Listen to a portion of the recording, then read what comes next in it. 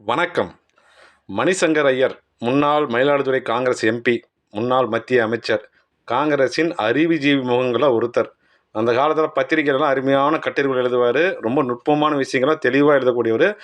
அரசு அதிகாரியாக இருந்த ஒரு பெரிய அதிகாரியாக இருந்த மத்திய அரசில் ராஜீவ்காந்தியுடைய தோழர்ன்றதால பதவியை ராஜினாமா பண்ணிவிட்டு அரசியலுக்கு வந்தவர். அவர் இன்றைக்கி ஒரு முக்கியமான கருத்தை சொல்லியிருக்கிறார். அதாவது இந்தியா கூட்டணிக்கு ஸ்டாலின் தான் இப்போ கரெக்டான ஆள். அவர் ஒரு இந்தியா கூட்டணி நடத்தினார்னா, ஒருங்கிணைச்சார்னா ராகுல் காந்தி பிரதமராக முடியும் தெளிவாக நெத்தி பொட்டு லட்சியமாக சொல்லுகிறார். அவர் சும்மா பேச்சுக்காக சொல்லிங்க. உண்மையான காரணம் என்னென்னா, தமிழ்நாட்டில் மதசார்பற்ற கூட்டணியும் பாஜக எதிர்ப்பு அணியும் ஒருங்கிணைச்சு தெளிவாக பாஜகவுடைய தந்திரங்களுக்கெல்லாம் பதிலடி கொடுத்து அருமையாக வெற்றி வாகை சூடினே வர்றாரு இல்லையா. பாஜக இந்தியா முழுக்க ஜெயித்தாலும் தமிழ்நாட்டில் மட்டும் மண்ணை வைக்கிறது காரணம் 3 எலெக்ஷனா ஸ்டாலினுடைய ஒரு லீடர்ஷிப் தான். அதனால் வடநாட்டிலையும் இதே மாதிரி கொண்டு வந்தார்னா ஆல் இந்தியா லெவலில் பாஜக வீழ்த்த முடியுன்றது அவருடைய கணக்கு.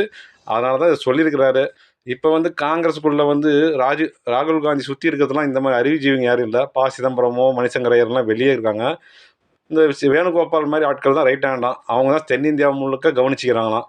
அவங்க முழுக்க முழுக்க தப்பாகவே அறிவுரை கொடுக்குறாங்க. ராகுல் காந்தி அணுகிறது ரொம்ப கஷ்டம். கூட இருக்கிறவங்களும் இந்த மாதிரி ஆட்கள்.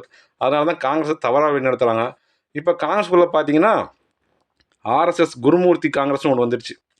இப்போ நிறைய பேர் பார்த்துருப்பீங்க. இந்த திருச்சி பொறுக்கிசாமி, மாணிக் டுபாக்கூர், இந்த பிரவீன் பிச்சைக்காரன், இப்படியெல்லாம் பல பேர் திரும்புகிறாங்க இல்லையா. இவங்கெல்லாம் தான் காங்கிரஸை குளிதோண்ட புதைக்க பார்க்குறாங்க. இன்றைக்கி நேர்மையான காங்கிரஸ்கான மனசாட்சி இப்படி தான் பேசும். ஆனால் இன்றைக்கி இருக்கிற வேறு விலை போன ஆட்கள் வேறு மாதிரி பேசுவாங்க. காங்கிரஸை ஒழிக்காமல் இவங்க விடமாட்டாங்க போல இருக்குது.